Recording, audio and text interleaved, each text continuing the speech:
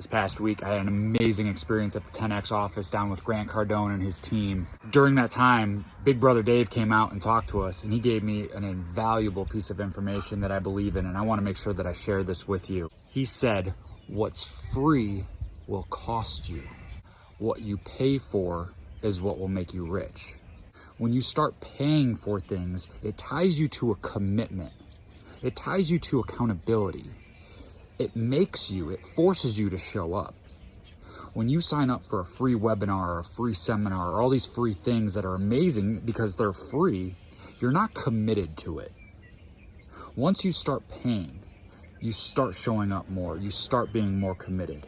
I've seen this happen to me personally in my life, and I want to make sure I share that valuable information with you.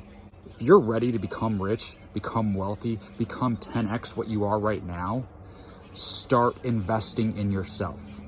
It's not money that you're spending, it's money that you're investing. Money that is going to make you a better person. You need to start investing in yourself if you want to 10x your life in your current situation. Get out there and be great because nothing else pays.